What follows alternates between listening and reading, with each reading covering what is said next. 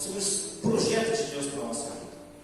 Semana passada a gente iniciou falando sobre a existência de Deus e seus atributos, e nós entendemos que a Bíblia, ela em nenhum momento quer provar a existência de Deus, mas ela apresenta um Deus já pré-existente, Criador dos céus e da terra.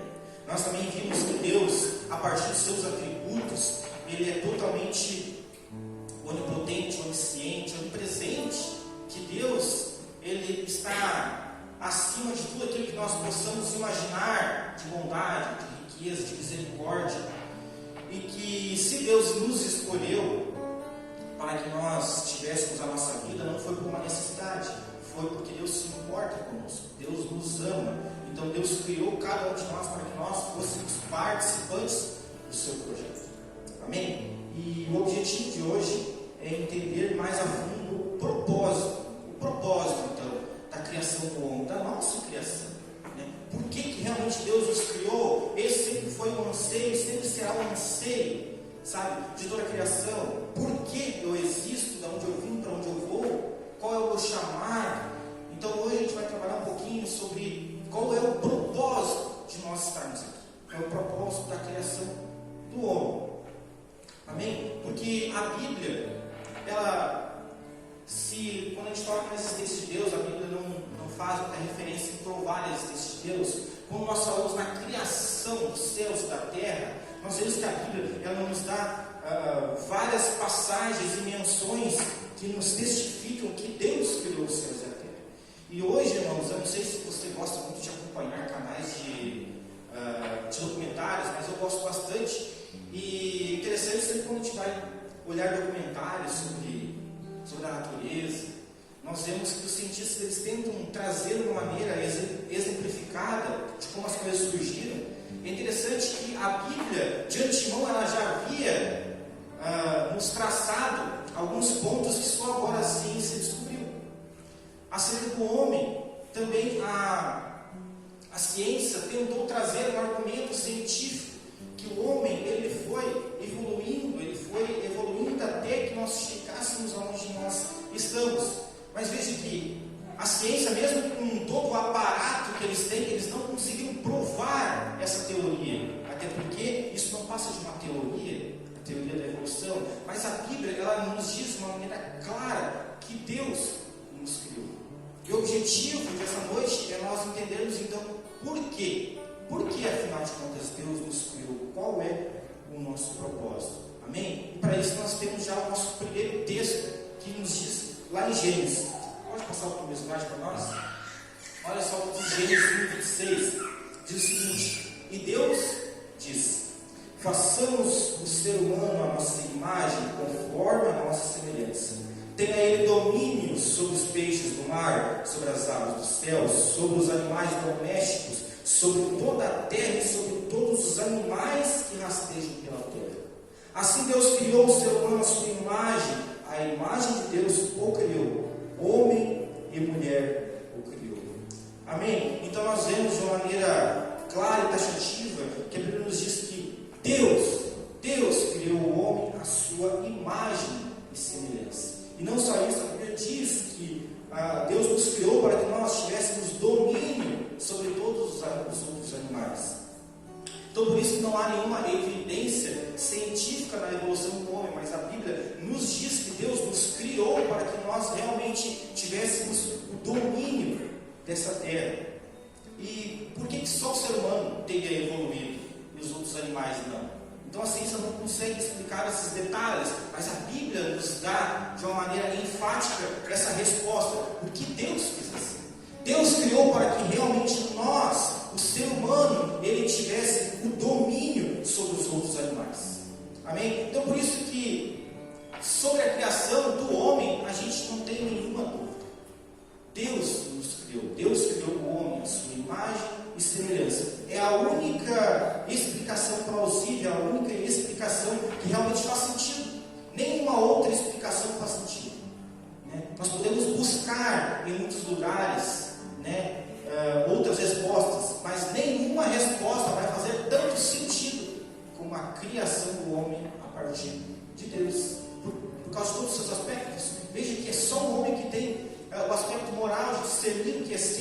errado, mesmo sem ninguém ter dito para ele o que é certo e o que é errado. Isso não quer dizer que todos nós vamos fazer o que é certo, mas a sua consciência vai te dizer o que é certo e o que é errado. Você pode ter certeza disso. Ao contrário dos outros animais que só fazem aquilo que são instruídos para fazer. Amém? Então, de maneira enfática, a Bíblia diz que Deus criou o homem à sua imagem e semelhança. Glória a Deus. Mas, pode passar mais um? Mas o que nós temos que entender é que, para quê? Para que nós somos criados? E o objetivo dessa noite é nós entendermos o nosso propósito. O propósito para que Deus nos criou. O propósito para que Deus nos criou. Olha só o que diz lá em Mateus 22, 36. Primeiro, no capítulo 22, nós vemos que os fariseus, os saduceus, eles continuamente estavam tentando colocar Jesus contra a parede, fazendo com que Jesus deslizasse algumas respostas, para que realmente eles pudessem apontar o dedo para Jesus. Mas veja só que em determinado momento, alguns fariseus chegaram para Jesus e tentaram confundir ele novamente. Aqui eu quero só abrir um parênteses para você. Assim como hoje, no nosso tempo, dentro do cristianismo, existem vários movimentos religiosos, com algumas diferenças entre elas, naquele tempo também, dentro do judaísmo, existiam alguns movimentos que se diferenciavam por algumas crenças e algumas condutas. E por isso que a Bíblia, ela fala, por exemplo, nos saduceus, nos fariseus, nos zelotes, também existiam os essênios. E quando a Bíblia fala nisso, são alguns movimentos religiosos dentro do judaísmo. E por que a Bíblia fala muito do fariseu? Porque o fariseu era aquele que estava mais próximo às pessoas, era ele que transmitia a Torá de uma maneira oralmente, era ele que recebia as ofertas das pessoas, enquanto os saduceus, eles ficavam mais responsáveis pela parte política. Então, toda vez que você ouvir o nome fariseu e saduceu, lembre-se, é uma classe de religião judaica, principalmente os fariseus. Por isso que a Bíblia, ela enfatiza bastante nos evangelhos, citar o termo fariseu. Eram os crentes, naquela época, que estavam mais próximos da população. Então, alguns desses fariseus, novamente, chegaram para Jesus, e tentando colocar ele à prova, disseram o seguinte para ele: Jesus, se você pudesse resumir os 10 mandamentos, resumir todo o Antigo Testamento em apenas um mandamento, qual seria? Jesus, resuma para nós os 10 mandamentos de Moisés em um só. Qual seria o maior? Eles acharam que com isso Jesus ele ficaria sem palavras. Mas então olha só o que Jesus responde. Então ele pergunta: mestre, qual é o grande mandamento da lei? E Jesus respondeu: ame o Senhor seu Deus de todo o seu coração, de toda a sua alma, de todo o seu entendimento. Este é o grande e primeiro mandamento. Veja bem, ame o Senhor de todo o teu coração, de toda a tua alma. Ele diz: este é o primeiro e o grande mandamento. Então nós vemos que Jesus, quando foi confrontado naquele momento, basicamente, com toda a sua sabedoria vinda dos céus, ele resumiu todos os 10 mandamentos em uma palavra: amor. Amar. Basicamente ele diz: se nós pudéssemos resumir toda a lei, todo o Antigo Testamento, tudo aquilo que Deus queria que nós viéssemos a cumprir, está resumido em amor. É amar. É amar a Deus sobre todas as coisas. Então Jesus aqui nos dá já um primeiro sinal do propósito para que nós fomos criados. Primeiro grande mandamento: amar a Deus sobre todas as coisas. Então, irmãos, nós, o nosso propósito que Deus nos criou é amar a Deus. Foi para isso que Deus nos criou. Amém? Mas a grande questão é como? Como eu amo a Deus? Como eu demonstro esse amor a Deus? Pode passar mais um? Eu queria que você abrisse agora em Atos 17, 26, para você acompanhar junto.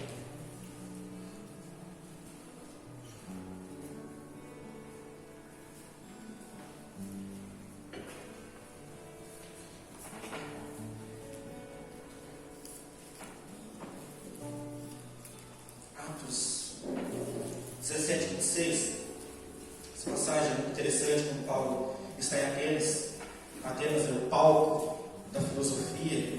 existiam em nenhum outro canto do planeta, ou mais filósofos que em Atenas, aonde era o berço das principais perguntas para aquela época: da onde eu vim, para onde vou, para que fomos criados. Então Paulo, chegando lá, ele é convidado a dar uma palavra. E quando Paulo tem a oportunidade, em Atos 17, 26, ele diz o seguinte: de um só homem fez todas as nações para habitarem a face da terra, havendo fixado os tempos previamente estabelecidos e os limites da sua habitação, para buscarem a Deus. Vou repetir: para buscarem a Deus. Se porventura tateando possam achar, ainda que não esteja longe de cada um de nós, pois nele vivemos, nos movemos e existimos, como alguns dos poetas de vocês disseram, porque dele também somos geração. Amém? Então, se Jesus ele resume o propósito de Deus para a nossa vida, é que nós devemos amar a Deus sobre todas as coisas, Paulo também diz que nós somos criados para buscar a Deus. E o que nós entendemos disso? Que isso é uma junção. Ou seja, como eu amo a Deus? Porque amar a Deus, você dizer que ama a Deus é muito fácil. Hoje em dia a questão do amor,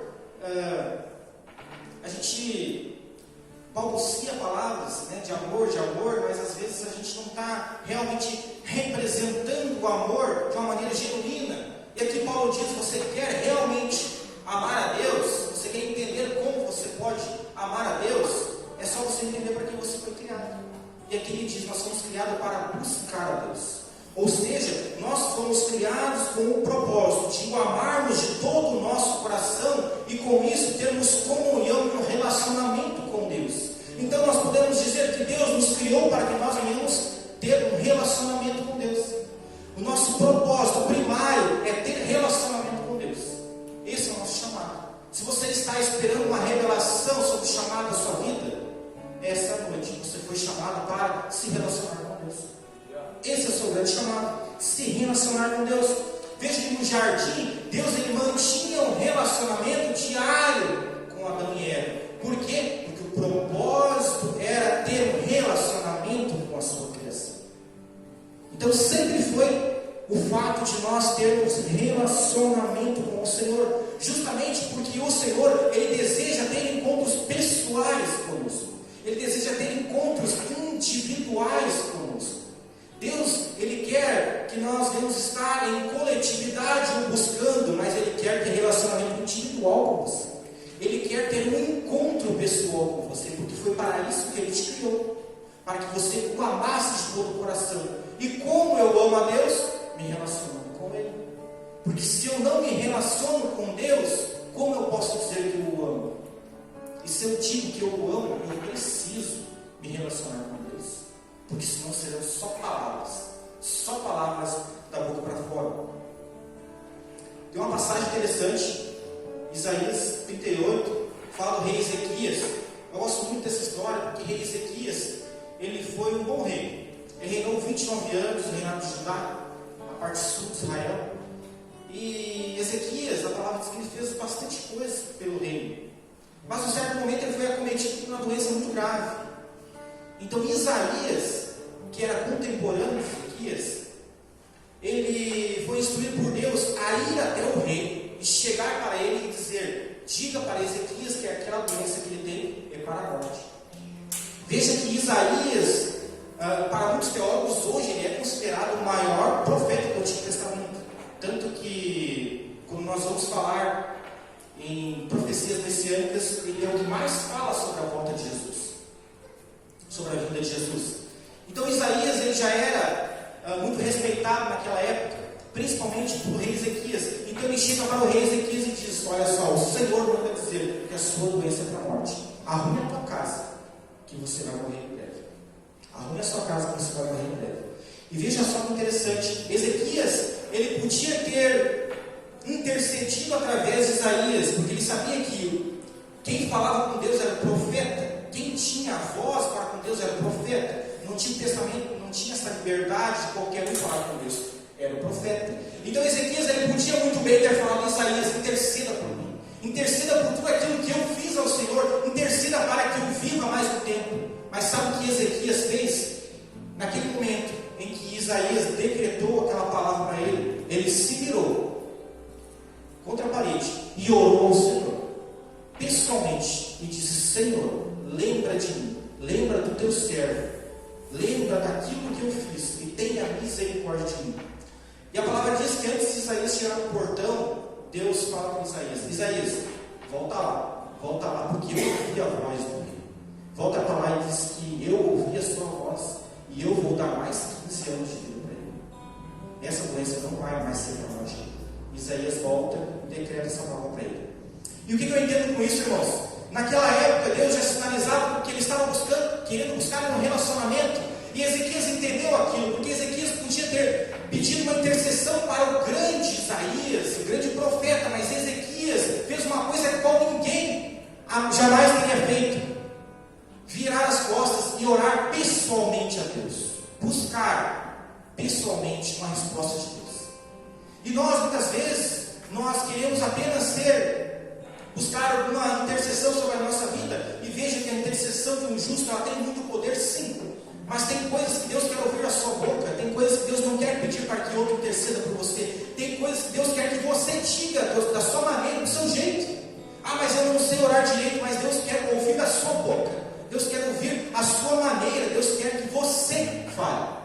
Então, existem coisas que Deus quer que você fale no secreto para Ele.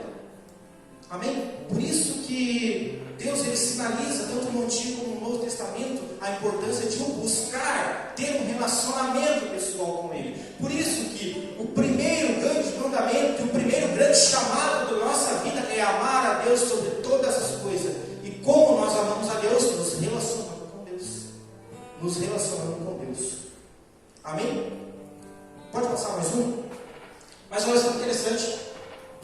Olha só que interessante. Mas Deus também, Ele nos criou para que nós venhássemos amar o próximo. Veja só que a continuação do texto de Mateus 22, no versículo 39 ele diz, veja que no 38 ele diz o seguinte: este é o grande e primeiro mandamento. E no 39 ele continua dizendo, e o segundo, olha só, e o segundo, semelhante a este, ame o seu próximo como você ama a si mesmo. Desses dois mandamentos depende toda a lei e os profetas.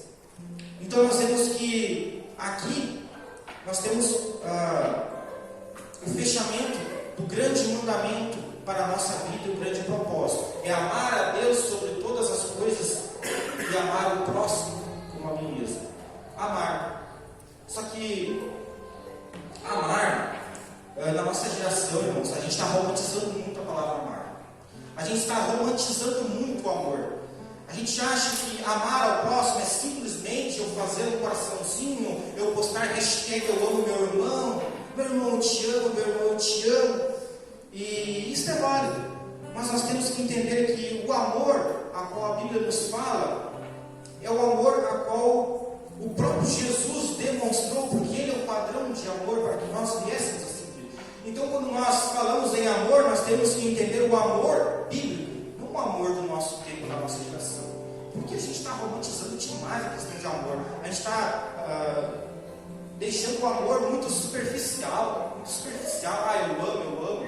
Mas será que realmente eu estou demonstrando esse amor? Mas para que realmente eu venha entender o amor bíblico, eu tenho que olhar para o meu padrão de amor. Meu padrão de amor é Jesus. E se o meu padrão de amor é Jesus, como eu amo o próximo? Assim como Jesus amou. Porque Jesus, ele demonstrou o seu amor, sabe como? Servindo. Ele demonstrou servindo. Veja que Mateus 20, 27 diz o seguinte: e quem quiser ser o primeiro entre vocês, que seja servo de vocês. Tal como o Filho do Homem, que não veio para ser servido, mas servir e dar a vida em resgate de muitos. Então nós vemos aqui algo que Jesus nos diz de uma maneira bem explícita. Se você quer realmente amar o seu próximo, você precisa servir o seu próximo. Você precisa servir. Não é apenas dizer que você ama, mas é você servir. Porque veja que quando Jesus ele estava com os seus discípulos, ele diz para eles: agora com todos vocês vão tirar as sandálias, e eu vou lavar os pés de vocês. E Pedro pergunta: não, mas O Senhor, mestre, vai lavar os nossos pés? Ele disse sim, para que vocês tenham parte. E por que Jesus resolve lavar os pés dos seus apóstolos? Porque naquele momento ele queria demonstrar o seu amor para com eles. Como? Servindo. Demonstrando para eles que você amar alguém é você servir ao outro. Não é apenas você dizer que ama, mas é você servir ao outro. Então nós amamos servindo, assim como Jesus veio servir. Glória a Deus, você pode passar? Então nós entendemos que eu amo a Deus me relacionando com Ele, e eu amo meu irmão servindo. Mas como que eu sirvo? Servindo com aquilo que Deus me chamou para fazer. Veja que aqui começa a diferenciar o nosso chamado, ao qual às vezes a gente se perde. A gente fica se perguntando qual é o meu chamado, o que Deus me chamou para fazer. Então veja que, em primeiro lugar, você precisa entender que seu chamado é amar a Deus sobre todas as coisas, buscando um relacionamento com Ele. Depois você precisa amar o seu próximo, servindo. E aqui que começa então a diferenciar cada um de nós, porque cada um serve com aquilo que foi chamado. Nem todos servem da mesma maneira. E você precisa entender o que foi que Deus liberou sobre a sua vida. O que Deus quer que você faça pelo próximo. Qual é o seu chamado na vida do outro. E muitas vezes nós nos perdemos desse propósito. Nós nos perdemos porque a gente fica se perguntando qual é o nosso chamado, mas Deus já revelou o nosso grande chamado, irmãos. A gente quer espiritualizar algumas coisas que são para serem entendidas. Nós já falamos sobre isso, sobre Logos, sobre Rema. E o Logos é a palavra que já está liberada, a palavra que já está revelada, e nós precisamos caminhar sobre ela. E Deus já revelou a essência da nossa criação, que é ter um relacionamento com Ele e amar o meu irmão, servir o meu irmão com o chamado, com o dons que Ele colocou dentro de mim, de você. Amém? Então, às vezes a gente se perde nesse caminho, mas a gente precisa entender que realmente eu fui criado para ter um relacionamento com Deus e servir ao próximo. E é interessante que no jardim, quando Deus ele faz uma pergunta para Adão, olha só que interessante, a primeira pergunta na Bíblia que aparece é de Deus. E ele pergunta para Adão: Adão, onde você está? Adão, onde você está? E acompanhe comigo.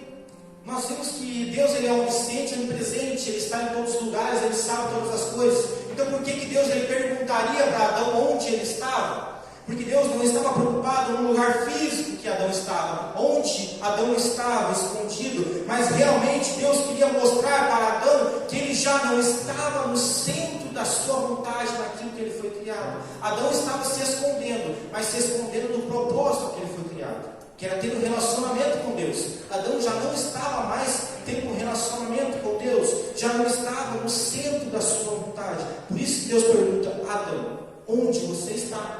Onde você está que você já não está tendo um relacionamento comigo como antes? Porque para isso que eu te criei, para que você tenha um relacionamento comigo. E assim como Adão, muitas vezes nós nos escondemos atrás das nossas desculpas, atrás das nossas desculpas para nós não buscarmos o Senhor todos os dias. E eu quero dizer para você, de repente hoje, nessa noite, Deus pode estar perguntando para você, dizendo o seu nome, perguntando: onde você está? Onde você está, que não está no centro da minha vontade, naquilo que eu te criei, de for ter um relacionamento comigo. Ah, mas eu estou fazendo, eu estou trabalhando na igreja, eu estou fazendo a tua obra. Não, primeira coisa é ter um relacionamento comigo. Esse é o primeiro chamado. O restante é consequência. O restante é consequência do relacionamento com Deus. Então Deus pode estar nos perguntando: onde você está? E nós precisamos entender que nós precisamos primeiramente, irmãos, estar no centro da vontade de Deus, porque foi para isso que Ele nos criou, ter um relacionamento com Ele. E veja que qual foi a segunda pergunta que Deus faz. A primeira: Adão, onde você está? A segunda pergunta, em Gênesis 4:9, para Caim, onde ele pergunta: Caim, onde está o seu irmão? Onde está o seu irmão? Veja que não é por acaso essa pergunta, porque Caim ele responde: lá sou eu responsável pelo meu irmão. E Deus aqui ele demonstra que se realmente eu amo a Deus, eu tenho um relacionamento com Deus, sim, eu preciso saber onde está o meu irmão. Sim, eu preciso me importar com o meu irmão. Porque as duas primeiras perguntas que Deus faz na Bíblia é: onde você está e onde está o seu irmão? E nós precisamos entender que eu preciso realmente ser responsável pelo meu irmão. Só dizer que eu amo a Deus, só estar buscando um relacionamento pessoal com Deus, já não é o suficiente. Porque a consequência do relacionamento com Deus é eu buscar ter um relacionamento também com o meu irmão, é eu buscar servir ao meu irmão com aquilo que Deus me chamou para fazer. Porque assim como nós vimos semana passada, Deus não precisa de nós para nada. Deus não precisa de nós para agir na vida de ninguém, mas Deus escolheu nos incluir no seu propósito, para que a partir de nós a vontade dele seja feita na vida do próximo. Amém? Então nós precisamos realmente entender que sim, eu preciso saber onde está o meu irmão. Eu preciso realmente me importar com o meu irmão. E a nossa geração hoje em dia, ela está cada vez mais, eu diria, com medo de estar com pessoas, com medo de se envolver com pessoas. A nossa geração, ela está com medo de criar compromisso com pessoas, né? Hoje em dia é muito difícil você realmente ver alguém se importar genuinamente e ter um compromisso com alguém. É muito mais fácil eu dar algo do que eu me doar por alguém. É muito mais fácil. Mas a Bíblia diz que eu preciso ter um compromisso também com o próximo. E como eu faço com isso? Como eu faço isso? A partir daquilo que Deus me chamou para fazer. Cada um foi chamado aqui, irmãos, para fazer algo. Cada um aqui tem seus dons e talentos. Cada um aqui tem um ministério a seguir, irmãos. E você precisa realmente tomar posse daquilo que Deus te chamou e fazer e agir. Porque se você realmente está buscando ter um relacionamento com Deus, você precisa também servir ao próximo com aquilo que Deus liberou sobre a sua vida. E de repente você pode servir o seu irmão apenas dando um abraço. Tem pessoas que não precisam falar nada. Tem pessoas que não precisam saber a Bíblia de cor e salteado. Tem pessoas que simplesmente dando um abraço, dizendo Jesus te ama, já muda a vida de alguém, irmãos.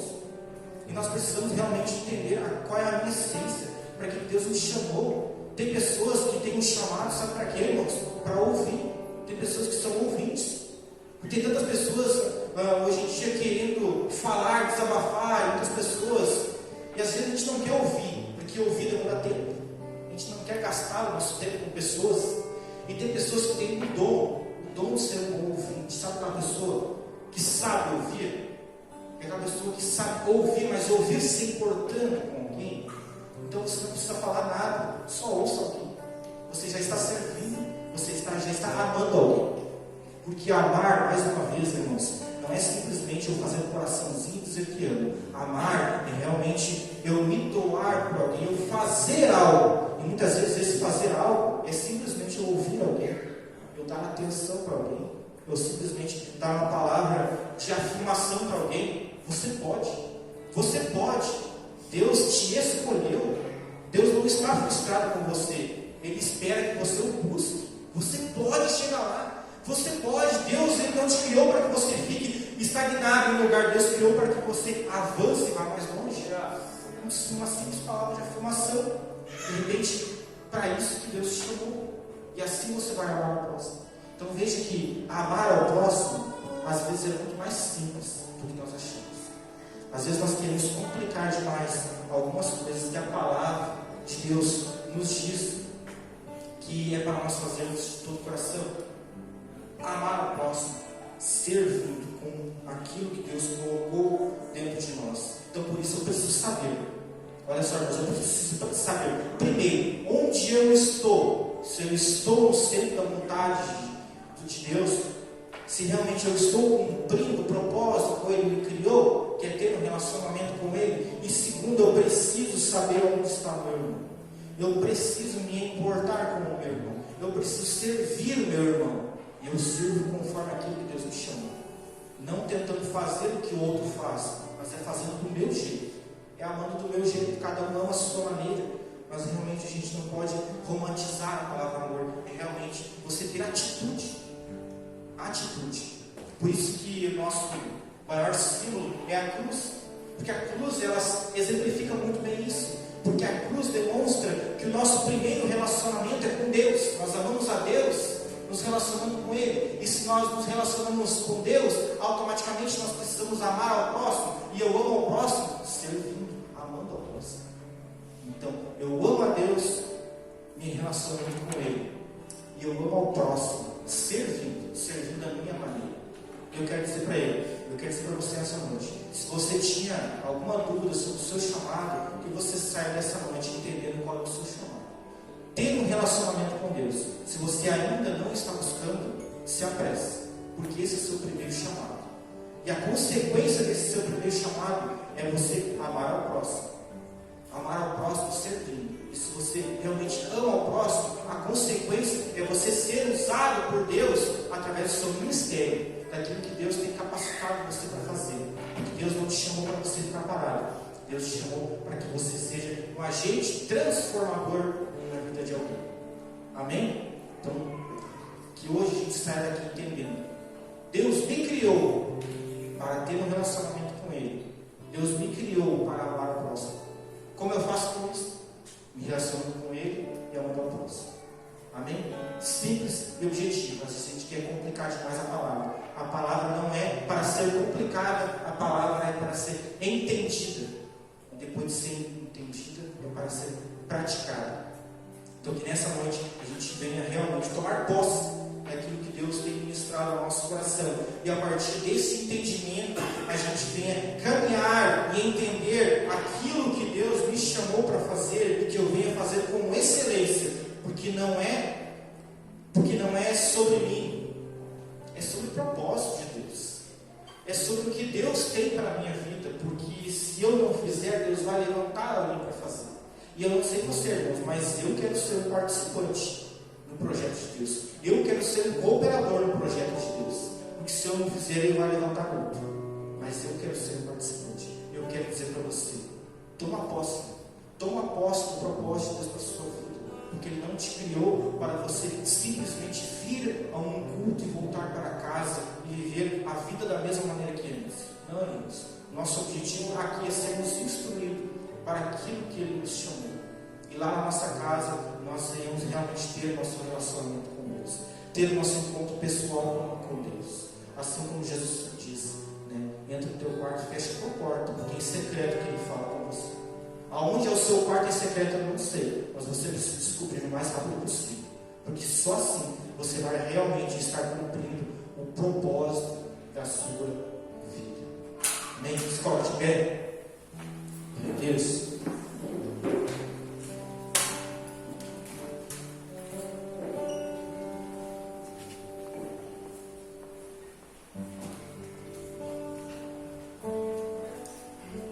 Deus, Ele muitas vezes nos dá um choque de realidade sobre as nossas vidas, porque na nossa vida de crente a gente tende a naturalizar aquilo que é espiritual. O pastor comentou isso domingo. A gente tenta deixar as coisas muito naturais, mas tem coisas que Deus quer que nós venhamos entender no sentido espiritual. E nós não podemos nos acomodar em algumas circunstâncias, achar que meramente porque eu estou na igreja, porque eu estou fazendo algo, eu já estou no centro da vontade de Deus. Eu preciso todos os dias ter um encontro pessoal com Ele, ter um relacionamento pessoal com Ele, para que eu não saia do centro da vontade dEle, para que não chegue o tempo que eu ouça a voz de Deus me dizendo: ei, onde você está? Senhor, mas eu estou aqui, eu estou fazendo tantas coisas para você. E Deus pergunta novamente: onde você está? Onde você está que já não está no centro da minha vontade? Onde você está que já não está buscando ter encontros pessoais comigo? Onde você está que você tornou natural aquilo que era para ter sido espiritual? Onde você está que nesta noite realmente eu venho entender que sim, eu escolho todos os dias estar na presença de Deus.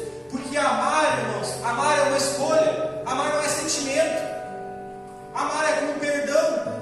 Não é sentimento. Eu não sinto em perdoar, eu não sinto amar alguém. Eu escolho amar alguém, eu escolho perdoar. E nessa noite eu quero dizer para você: escolha amar a Deus sobre todas as coisas. Escolha amar ao seu próximo com aquilo que você tem sido chamado para fazer. Escolha gerar um sentimento dentro de você. Amor não é sentimento, amor é escolha. Eu escolho todos os dias amar a meu Deus de todo o meu coração. Eu escolho buscar ter um relacionamento com Ele todos os dias.